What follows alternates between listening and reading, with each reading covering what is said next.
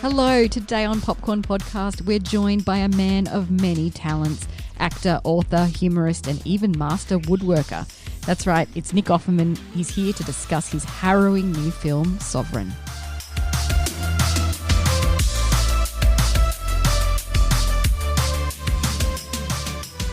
I'm Tim Ifland, film expert. And I'm Leigh Livingstone, entertainment journalist. And we love to talk all things movies. All right, so in Sovereign, a father and son who identify as sovereign citizens, a group of anti-government extremists, find themselves in a standoff with a chief of police. Sovereign is written and directed by Christian Swigel, and it stars Nick Offerman, Jacob Tremblay, Dennis Quaid, Thomas Mann, Martha Plimpton, Nancy Travis, and Megan Mullally. Now, for many, Nick will forever be Ron Swanson from Parks and Recreation, the mustachioed meat lover with a love for fine whiskey and a disdain for government.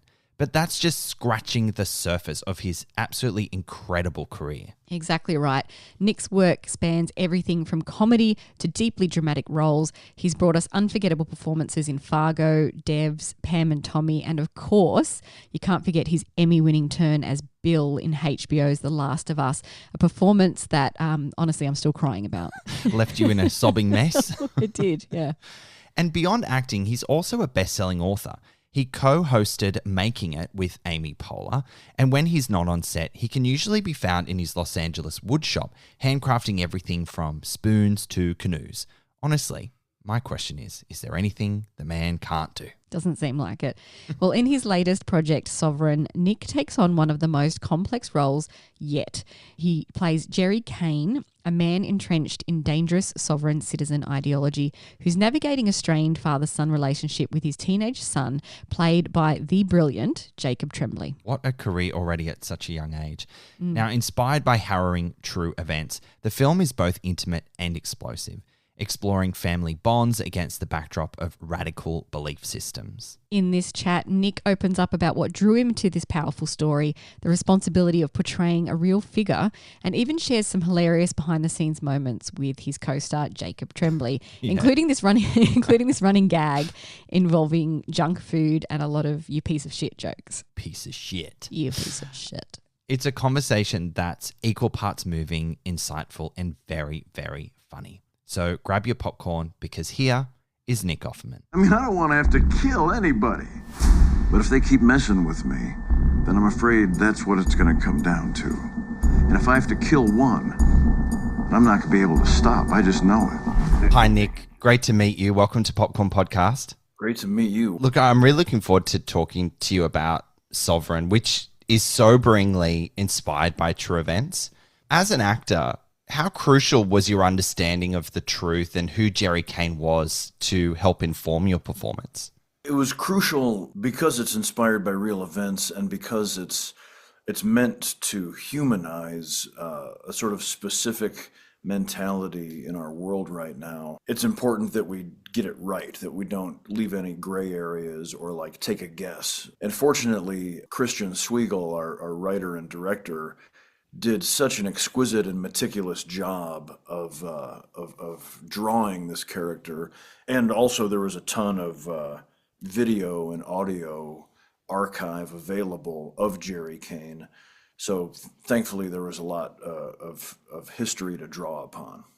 How much of that video and audio content did you absorb to help, shape your idea of who Jerry was? Generally, I've played a handful of real people or characters, based on or inspired by real people. I don't think I would ever be cast in a sort of Jim Carrey sensibility where or Gary Oldman or something, where I'm like impersonating a known public figure. And I'm thankful because I don't have, my chops are not that exquisite. But every time that I've had to do something like this, I soak it in. I especially wanted to get his sensibility to achieve the sort of bravado and confidence that he displays when he's talking about all of his sovereign theories and sort of belief systems. And I talked to Christian quite a bit. Now, Christian, the filmmaker, had a sovereign citizen like this in his family. Oh, wow. So that also really informed our film. And it was really key because sometimes, especially in sort of the courtroom scenes, or when you're pulled over by law enforcement, there are times when you say, surely this has to break down for you at some point logically. Like, where is this guy at? And Christian said, well, sometimes like in order for it to take over a household, it has to tip into mental illness. There's actual delusion going on that allows you to like think you have any ground to stand on in some of these conversations. Is that where you like found the empathy or understanding about Jerry, and also I guess the types of other folks that we meet along the way? Was it that understanding that there must be an underlying layer of mental illness here? Well, it's a little bit of it. I mean, something that, I think most people find so frustrating in this day and age is that the powers that be are invested in getting people to shake their fists at one another or to create grievance somewhere, so that we invest our time and energy and focus into whatever our grievance may be, which usually the grievance doesn't have a big impact on the world. They're, voting issues or cultural issues, to make a generalization. And, over the years, I, as have many, have sort of felt the futility in like getting online and shaking my fist and having a hot take to this perceived world of listeners or followers where I'm like, well, let me weigh in, everybody. And, pretty much, I don't know, about 10, 11 years ago, there was an election in our country that I was like, oh, we're all we're all being duped here. None of this is doing any good. And so that makes me, instead of wanting to shake my fist at people who are dealing with really bad information, people that are using misinformation to support causes that don't have the good of humanity in their sights. I know a lot of people that are politically opposed to me, who are very good citizens that I grew up with and that I know well. Instead of get mad and argue about things, I do my best to look for where I can communicate that we're all in this together, that we're all sharing this country or this planet or this county, as it were. And so with that in mind, instead of like writing another think piece about like, why doesn't Elon Musk buy a bunch of sandwiches like that? If he wants people to think he's cool, he'd do something cool instead of like engaging in that conversation for which I'm not equipped. And I don't think really anybody is. I don't think anybody can wrap their head around it. And that's why the billionaires keep making more and more money. Instead of that, I try to work with great writers that make me feel the humanity. In this case specifically, relating it to other misguided factions who somehow think in many cases rightly, that their country or their financial institutions or the infrastructure has somehow turned against them, or they are the victims of predatory practices with insurance or bank mortgages or what have you. So when I read this script, I just said, well, this feels really human. I feel like with a couple wrong turns, I could easily see myself in this guy's shoes. And so, I think the way Christian took that subject matter and wove it into the three stories of fathers and sons in the movie is just a wonderful, it reminds me of my beloved friend and filmmaker, Alex Garland. It's presenting these human stories without weighing in, without making a partisan, taking a stance and saying, well, these guys are bad or these guys are evil. It's just saying, here's what the humans are doing at the moment. Maybe we should think about this. And this is just, I think, a beautiful small snapshot of an example of that. It's third down. Did you see the game last night? Of course you did, because you used Instacart to do your grocery restock. Plus, you got snacks for the game, all without missing a single play. And that's on multitasking. So we're not saying that Instacart is a hack for game day, but it might be the ultimate play this football season. Enjoy $0 delivery fees on your first 3 orders. Service fees apply. For 3 orders in 14 days. Excludes restaurants. Instacart. We're here. Only Boost Mobile. Boost Mobile We'll give you a free year of service. free year. When you buy a new 5G phone. New 5G phone. Enough. But I'm your hype man. When you purchase an eligible device, you get $25 off every month for 12 months with credits totaling 1 year of free service. Taxes extra for the device and service plan. Online only. Yeah, Alex Garland is a fantastic filmmaker. I've admired his work for many years. You mentioned about this film being about a father and son, and it is an ongoing theme across different father-son relationships here. I want to talk about Jacob Tremblay, who plays your son, Joe Kane. He turns yet another nuanced, brilliant performance. What impressed you most about this young yet incredibly accomplished actor? Jacob Tremblay, the rich man's Timothy Chalamet. That kid just turned 18. Like, as soon as you said his name, I had to stop the tears from welling up. He's so gifted, and he's powerfully good looking and a really sweet kid. And that is why I despise him. And I will never take a phone call from that son of a bitch. That's who you're shaking your fist. That's right. Yeah, Jacob Tremblay. You're going down, Canada.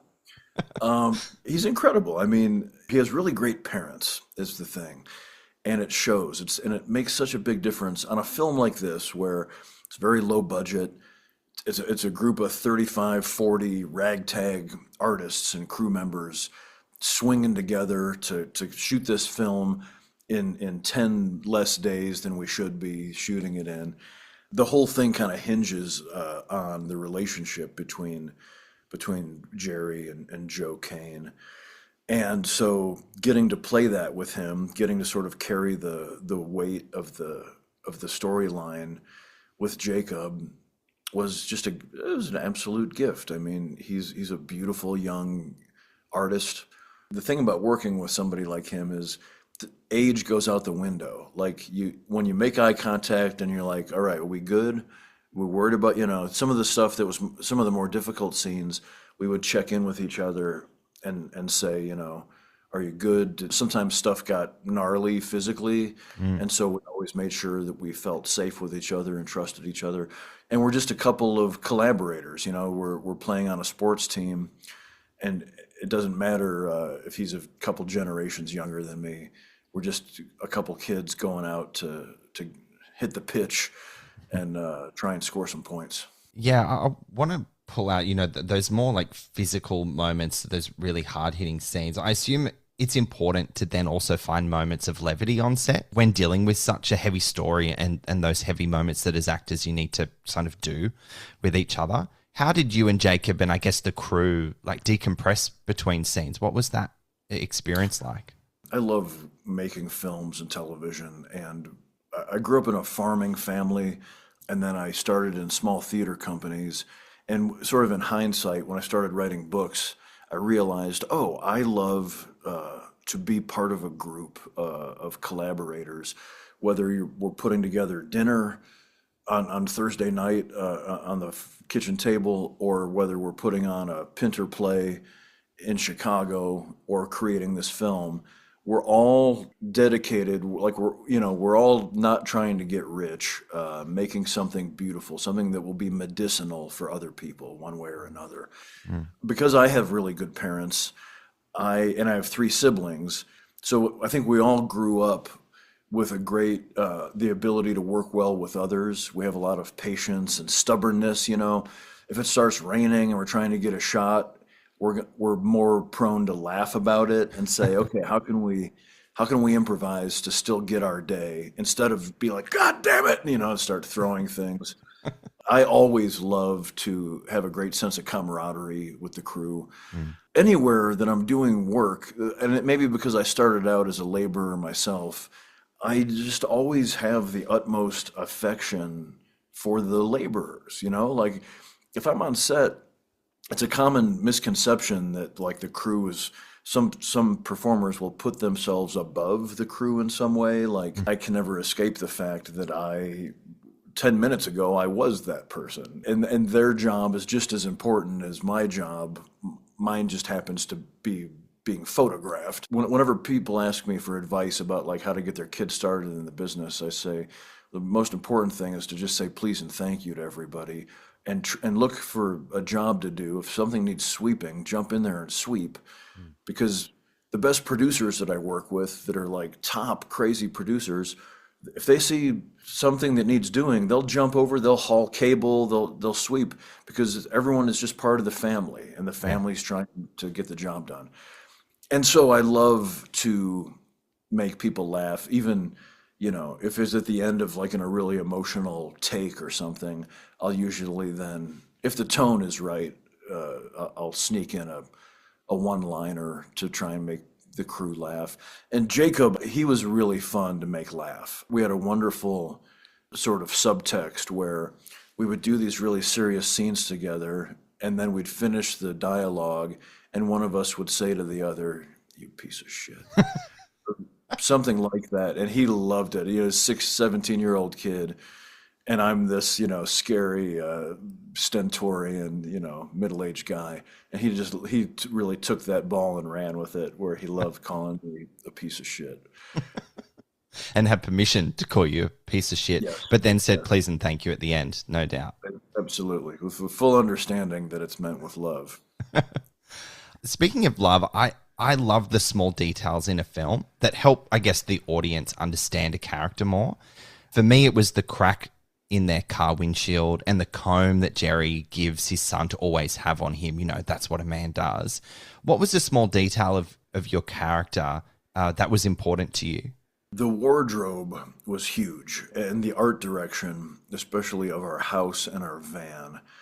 All of those things, and they require small platoons of people, the wonderful designers, but then the most exquisite artists to execute the vision down to every last detail, so that you can notice those things, that some of which even we wouldn't see, because you're looking at a living room full of detritus, and I'm thinking about my lines, but maybe you're drawn into like the 2 video cassettes sitting on top of the TV. And the thing that springs to mind is we spent so much time in that minivan, it was almost like a second apartment. It was a little pied-à-terre. I think it was art department filled that van with just garbage snacks, like half-filled bags of like peanuts, but the kind of peanuts that's like a huge bag for 79 cents, where you're just like, nasty. Who can make, what is this garbage? Peanuts. Yeah, and that Jacob and I would comment almost every scene on the incredible details of not only the choice of junk food in the van, but like how they were mostly eaten and crumpled up and placed strategically. And then we got into the bad habit of challenging each other to sample all of the stale old bags of carbohydrates, and we both survived, even though Jacob Tremblay is a total piece of shit.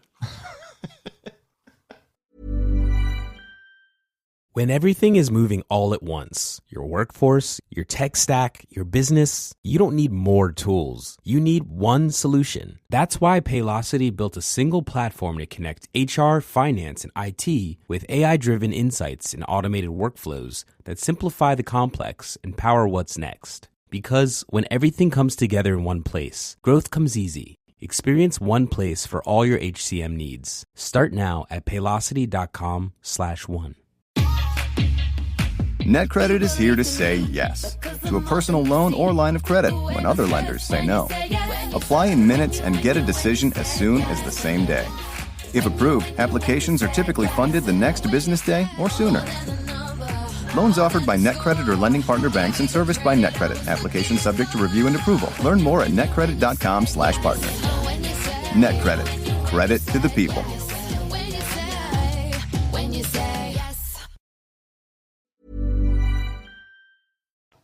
You live to tell the tale. That's right. 79 cents bag of peanuts. I mean, gosh. And the college student in me, it's like, if I had known about this, I could have gone another couple years of college living on these peanuts. In wrapping up, Nick, thank you so much for your time. This movie is so important for audiences to watch and I guess understand more about the human condition. But you mentioned about making art that is potentially medicinal for people earlier. What was medicinal, perhaps, about making Sovereign for you? Thank you. Thank you for that. I think Christian has done such an incredible job. It's kind of a tough sell in this moment of our world. When I encourage people to see the film, I'm like, it's very moving. It's not the most fun story, but I promise you'll be glad you watched it. It's really beautifully made, and I think Christian really deserves a lot of attention. This is his debut film, and it's incredible. It's absolutely gorgeous.